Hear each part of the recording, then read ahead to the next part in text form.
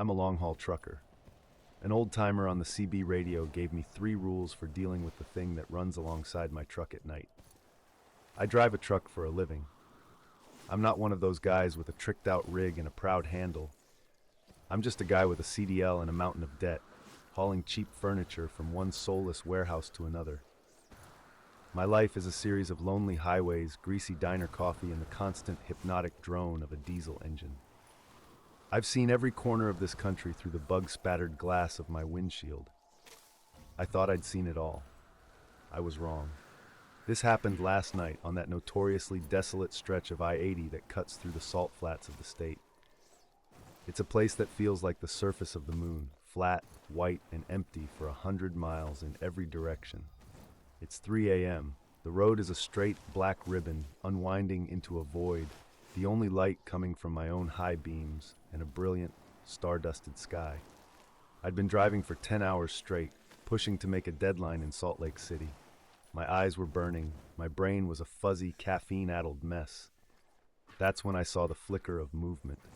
It was in the scrub desert to my right, at the very edge of my headlight's reach. My first thought was a coyote, or maybe a deer that had wandered too far from anything green. I kept my eyes on the road, but I was aware of it now. Then I saw it again. It was a tall, loping shape, moving with a terrifying, unnatural grace. It was keeping pace with my rig. I was doing a steady 65 miles per hour. My blood ran cold. Then it slowed down with me. I tried to focus. Eyes on the road. Don't acknowledge it. Don't stop. It sounded simple enough, but the presence of it, a constant loping shadow in the corner of my vision, was a screaming distraction. I glanced down at my GPS. The little icon that represented my truck was no longer on the clean, straight line of I-80. It was on a thin, gray road that wasn't on the map, veering into a blank, unlabeled space. My heart seized. I looked up. In the distance, I saw them. Faint, flickering lights. A town. It couldn't be. There was nothing out here. No towns, no truck stops, not for 50 miles. But the lights were there, a warm, inviting glow in the oppressive dark. And the pacer, still running alongside me, lifted its arm. It pointed. An off-ramp began to emerge from the darkness ahead.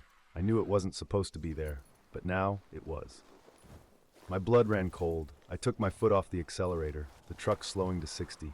The shape in the darkness slowed with me, its long, spindly legs pumping with an effortless fluid motion. My heart started to hammer against my ribs.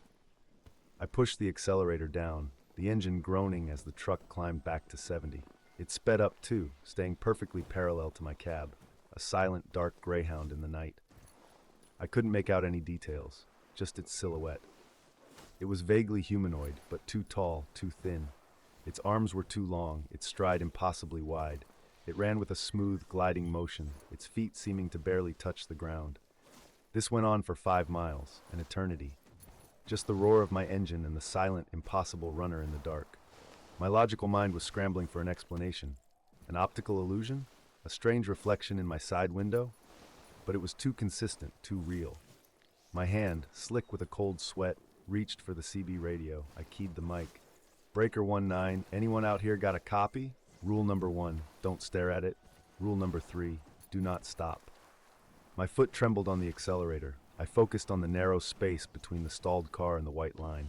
As I passed, I glanced, just for a second. It had no face, smooth, featureless skin, and it turned as I drove past, watching me. In the rearview mirror, I saw it start to move. Now there were 2. The next few hours were the most terrifying of my life. 2 silent shapes ran beside me. The road twisted. The GPS was nonsense. Lights of the ghost town blinked on the horizon, always just ahead. I didn't stop, I didn't look, and then sunlight. They vanished. I reached town. Quit my job. I'm far from that road now. But last night I broke rule number 1. I stared, and next time it won't let me go. Rule number 1, don't stare at it. Rule number 3, do not stop. My foot trembled on the accelerator. I focused on the narrow space between the stalled car and the white line. As I passed, I glanced, just for a second. It had no face, smooth, featureless skin, and it turned as I drove past, watching me. In the rearview mirror, I saw it start to move. Now there were 2. The next few hours were the most terrifying of my life. 2 silent shapes ran beside me. The road twisted. The GPS was nonsense. Lights of the ghost town blinked on the horizon, always just ahead. I didn't stop, I didn't look, and then sunlight. They vanished. I reached town, quit my job, I'm far from that road now. But last night I broke rule number 1. I stared, and next time it won't let me go. Rule number 3, do not stop. But what about turning? The old-timer hadn't said anything about turning. The off-ramp loomed ahead. My hands were slick on the wheel. The urge to follow it, to follow the lights, was magnetic, but I kept the wheel straight. The moment I passed the exit, everything changed. The pacer's stride turned frantic, jerky, angry. Up ahead, flashing lights. Relief, maybe a state trooper.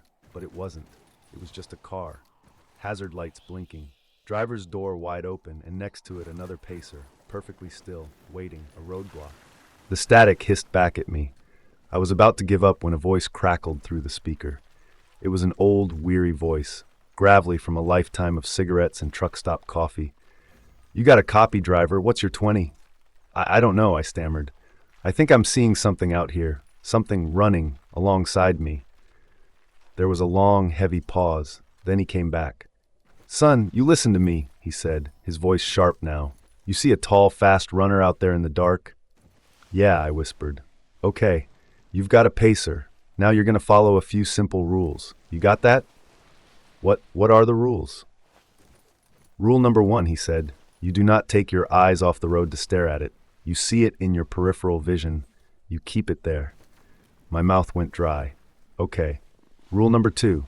You do not acknowledge it in any way. You don't flash your lights, you don't honk, you don't speak to it. You give it nothing." A pause. "And the 3rd rule," he added, voice now a grim whisper, "you do not stop your vehicle. Not for anything." "But what is it?" I asked. Another pause. "It's an escort," he said. "The problem is you don't want to go where it's taking you." The radio went silent, and the pacer was still there.